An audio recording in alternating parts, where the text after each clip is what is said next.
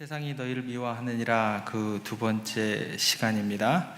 지난 시간에 세상이 우리를 미워할 때 그 미움이 사실은 우리 안에 계신 주님을 향한 것이고 오히려 그것이 우리가 주님의 뜨거운 사랑을 받는 존재라는 확실한 증거가 된다라는 내용으로 말씀을 나누었습니다. 그리고 세상의 그 어떤 미움도 우리를 그리스도의 사랑에서 결코 끊을 수 없다는 그 복음의 진리 앞에서 우리가 큰 위로와 용기를 얻게 되었습니다. 그렇다면 이제는 우리가 한 걸음 더 나아가고자 합니다. 나는 어디에 속한 사람인가? 라는 이 근본적인 질문에 대해서 세상의 미움이 무엇을 말해주고 있는지 우리가 함께 귀 기울여 보고자 합니다. 우리는 모두 다 이 땅에 발을 딛고 살아가게 되는 존재들입니다. 하늘나라만 바라보고 사시면 안 되고 발을 딛고 이 땅에 살아가고 있는 현재의 그 모습 우리가 꼭 기억해야 될 것 같습니다. 이 땅의 공기를 마시고 또 이 세상 가운데 문화를 누리며 살아가는 그런 존재들입니다. 그래서 때로는 우리가 이 땅에 그 발을 딛고 살아가는 어떤 그런 내용적인 어떤 그런 모습 때문에 우리가 진짜 본향이 어디인지 잊어버릴 때가 종종 있게 되더라는 거예요. 마치 오랜 여행에서 그렇게 다뤄다니다 보면 자신이 돌아갈 본향이 있다라는 사실조차 잊어버린 채 그렇게 여행에만 집중하는 그런 사람들처럼 오늘 주님께서는 그런 어떠한 정확한 어떤 돌아갈 곳을 우리가 잊어버렸을 때에 우리의 주소지가 어디인지 그것들을 확인시켜 주고 싶어 하시는데 그 방법이 뭐냐면 세상의 미움이라는 조금은 아프고 거친 손길을 통해서 그 주소지를 또 본향을 향해 나아가는 우리의 목적지를 가르쳐 주신다라는 것입니다. 그래서 오늘 말씀을 통해서 세상의 미움 앞에서 우리가 위축될 것이 아니라 오히려 하늘 시민으로서의 그 자부심과 감격을 오늘 이 땅 우리가 발을 딛고 살아가는 현재의 삶에서 회복하고 우리가 진짜 돌아갈 곳, 우리의 진짜 소속이 어디인지를 더욱더 분명하게 확인하는 그런 시간들이 되기를 그런 은혜가 우리 가운데 주어지게 되기를 간절히 소망해 봅니다. 오늘 그래서 첫 번째 생각할 것은 뭐냐면 성도들은 세상에 속하지 않은 사람들입니다 라는 내용으로 우리가 좀 처음에 접근을 해보겠습니다. 19절 말씀 우리가 한번 보겠습니다. 같이 한번 읽어보겠습니다. 너희가 세상에 속하였으면 세상이 자기 것을 사랑할 것이나 너희는 세상에 속한 자가 아니요 도리어 내가 너희를 세상에서 택하였기 때문에 세상이 너희를 미워하느니라. 여기에 보시면 명확하게 정확하게 이야기하시는 그 내용이 나오는데 뭐냐면 세상이 우리를 미워하는 이유가 무엇인지 정확하게 명확하게 헷갈림이 없이 이야기를 해주세요. 세상이 미워하는 이유가 뭐냐면 여러분들이 못나서 다라고 이야기를 하지 않으십니다. 여러분들이 뭔가 특별히 잘못을 해서다 내가 너희들 그렇게 그 지경에 떨어뜨린 거다라는 이야기 없어요. 그렇죠? 어떤 얘기냐면 세상이 우리를 미워하는 이유는 뭐냐면 우리가 세상에 속한 자가 아니기 때문이다. 이게 다예요. 그죠? 그러니까 우리가 자기 것, 다시 말해서 세상의 것이 우리가 아니기 때문이다라는 그 이유 하나만 이야기를 하고 계신다라는 거 꼭 기억하시기 바랍니다. 그러니까 여러분 세상도요 자기 것은 사랑해요. 그죠? 아무리 악한 사람도요 자기 자식은 귀하게 여기거든요. 그죠? 아무리 나쁜 사람들의 모임이다 할지라도 자기 편은 꼭 챙기더라는 거예요. 그래야 흩어짐이 없어요. 악당들도 자기 편은 꼭 더 챙기게 되더라는 거예요. 의리하면서. 그죠? 이게 세상의 원리다라는 겁니다. 그러니까 만약 우리가 세상과 똑같은 방식으로 생각하고 세상과 똑같은 것을 추구하고 세상과 똑같은 가치관을 가지고 살아간다면 세상은 절대로 여러분들을 외면하지 않습니다. 여러분들을 눈물 나게 하지 않아요. 여러분들을 미워하지 않는다라는 거예요. 오히려 여러분들을 환영하고 여러분들을 두 손 들고 만세를 부르고 야! 조 목사 너 우리 편이야! 이렇게 이야기를 한다라는 거예요. 반겨줄 거다라는 겁니다. 그래서 우리는 세상이 우리를 향해 조금은 불편한 시선을 보내고 때로는 따돌리기도 하고 또 때로는 미움을 보내는 그 순간 우리가 슬퍼지는 건 맞아요. 억울함을 느끼는 것은 당연한 겁니다만은 그럴 것만이 아니라 오히려 우리가 영적인 깨달음이 말씀을 통해서 우리 가운데 주어져야 된다라는 거예요. 내가 어쩌면 세상과 다른 길을 가고 있다라는 증거가 되겠구나. 내 안에 세상이 가질 수 없는 다른 무언가가 있는 것을 세상은 알고 있는가 보다. 그러니까 세상의 미움이라는 것은 우리가 세상에 속하지 않았다라는 가장 분명한 증거가 될 수 있다라는 이야기가 되는 겁니다. 그러므로 우리가 이 세상이 성도들에 대해서 어떤 애정이나 책임의식이 전혀 없다라는 것을 여러분들 마음 가운데 심으셔야 된다라는 거예요. 그러니까 여러분들이 아무리 세상이 좋더라, 내가 세상을 외면하지 않고 내가 충성을 다하리라 졸졸졸 쫓아다니시면 세상은요, 여러분들이 세상에 속하지 않는 것을 여러분들보다 더 잘 알아요. 하늘에 속한 사람인 것을 본능적으로 알기 때문에 절대 여러분들을 배려하지 않습니다. 절대 여러분들을 책임지지 않습니다. 궁극적으로 여러분들을 절대 사랑하지 않아요. 그걸 모르고 우리는 어떻게 하냐면 성도들이라는 부르심을 받았음에도 불구하고 세상을 막 따라가려고 애를 쓰다가 실망하여, 그러면서 누구를 원망하냐면 하나님 이게 뭡니까? 이게 뭐예요? 이래요. 세상에서 성공하려고 막 애를 쓰다가 또 세상에서 인정받으려고 막 애를 쓰다 보면 그런 지경에 처하게 되고 궁극적인 원망은 누구에게 하게 돼요? 하나님께 하게 되더라는 거예요. 미국에 남북전쟁이 한참일 때 있었던 이야기입니다. 어느 시골 마을에 살던 한 농부가 전쟁의 포화 속에서 어떻게 해서든지 살아남고자 하는 의지가 강했습니다. 그래서 꾀를 하나 냈습니다. 남군을 만나면 남군 편인 척하고 북군을 만나면 북군인 척해야지, 북군 편인 척해야지라고 그 스스로 이렇게 꾀를 짜는 게 뭐냐면, 위에는 북군의 군복을 입고 아래는 남군의 군복을 입었습니다. 양쪽 다 속해가지고 제가 바지를 잊어버렸는데 저 원래 북군이에요. 그리고 남군을 만나면 제가 우아기를 잊어버렸네요. 저 원래 남군이에요. 이렇게 이제 이야기할 요령이었죠. 그런데 운명의 장난처럼 바로 그 농부가 사는 지역이 남과 또 북의 치열한 접전지가 되어버렸습니다. 하루를 멀다 하고 막 왔다 갔다 하는 거예요. 그 접전지가 어떻게 되었을까요? 결과적으로는 북군은 그의 남군 바지를 보고 총을 쏘았고 남군은 그의 북군 우아기를 보고 총을 쏘았어요. 남들은 한 방 맞고 죽었고 이 사람은 두 방 맞고 죽었어요. 우스운 얘기 같은데 또 웃기지가 않은 이야기죠. 양쪽 군대가 쏜 총알을 다 맞고 가장 비참하게 죽었다라는 웃기지 않은 얘기가 되는 것 같은데, 무슨 이야기가 되냐면 영적인 세계에서는요, 회색지대가 없다라는 거예요. 그러니까 우리 성도들이 우리의 소속감을 분명하게 하지 않고 세상에 짝하고 또 하나님 나라에 속하려고 양다리를 걸치고 있으면 결국 양쪽 모두에게 어쩌면 외면받을 수 있다는 거예요.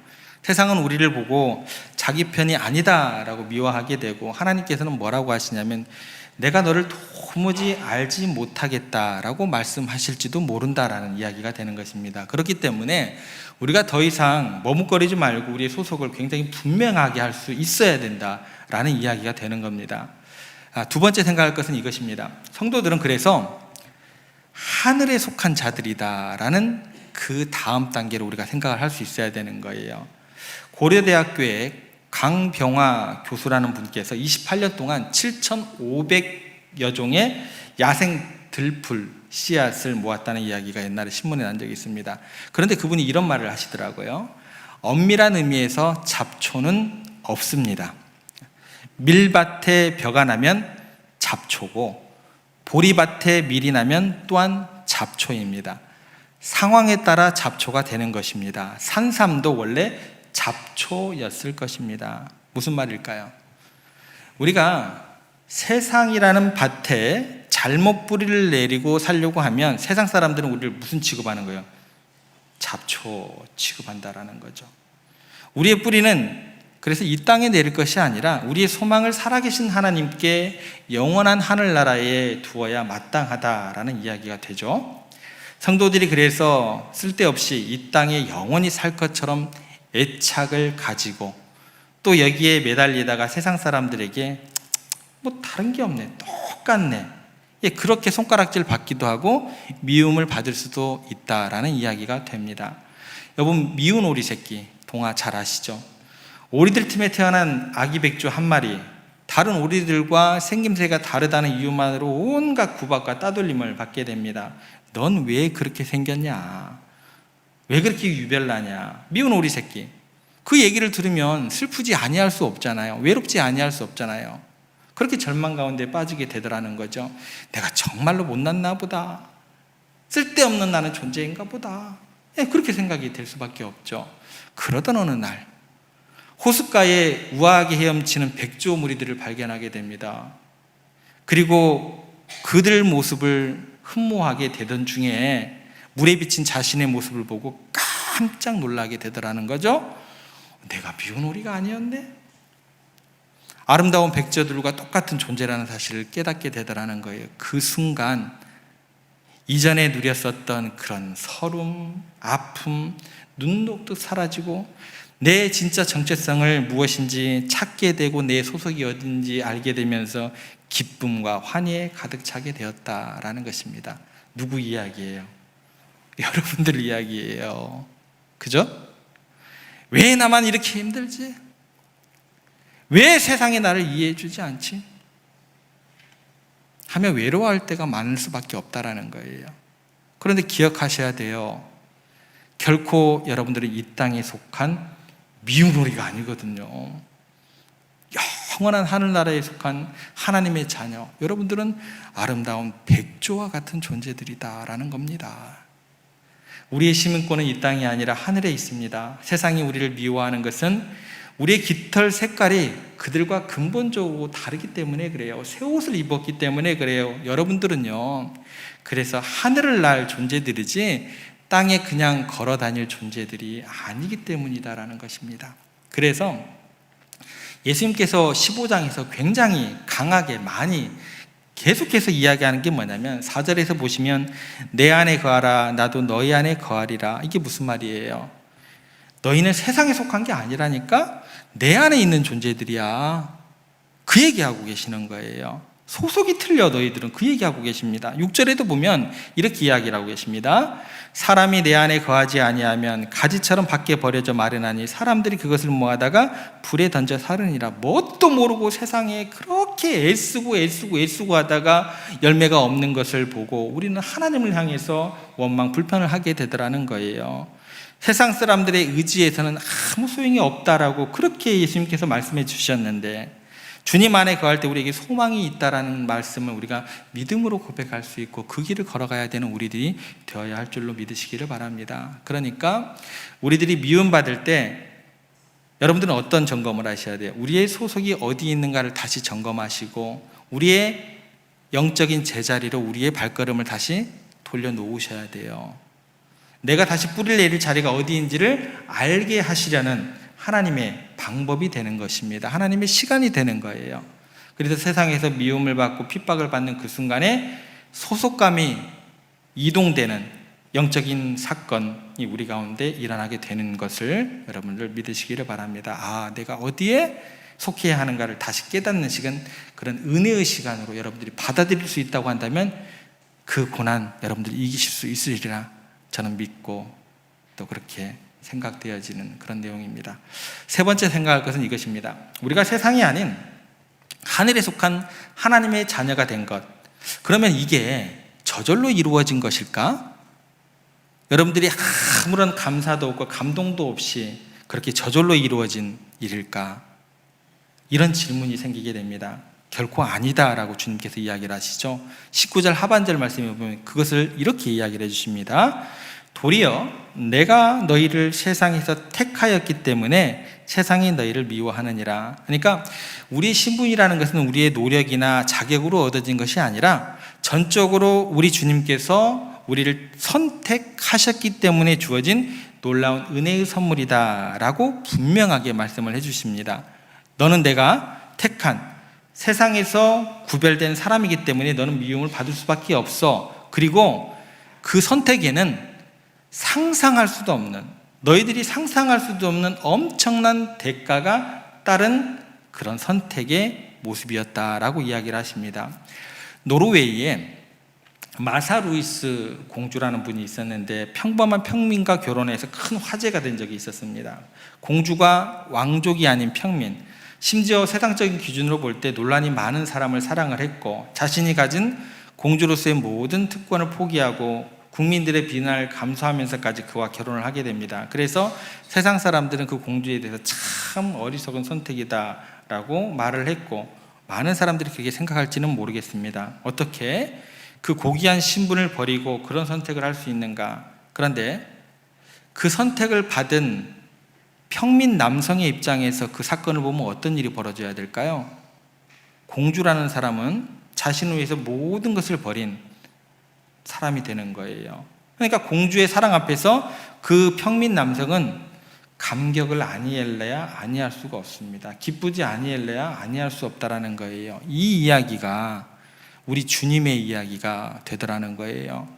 만왕의 왕이시고 하늘의 왕자이신 우리 주님께서 죄 많고 허물 많은 이 땅에 세상적으로 볼 때 아무짝에도 쓸모없고 아무런 자격도 없는 저와 여러분들을 선택하셔서 사랑하셨다는 이야기의 시작입니다. 그리고 그 예수님 당시에 귀족이었던 막 목소리 깨나 내고 큰 소리 깨나 내고 가진 것 깨나 있는 삐까번쩍한 바리새인과 제사장이나 이런 사람을 택하셨다는 얘기가 성경에 없어요. 그런 사람을 택하지 않으시고 세리와 죄인들을 선택했기 때문에 죄인의 친구로 낙인이 찍히시고 세상에서 지독하게 미움을 받게 되고 그 미움의 결국은 뭐였어요?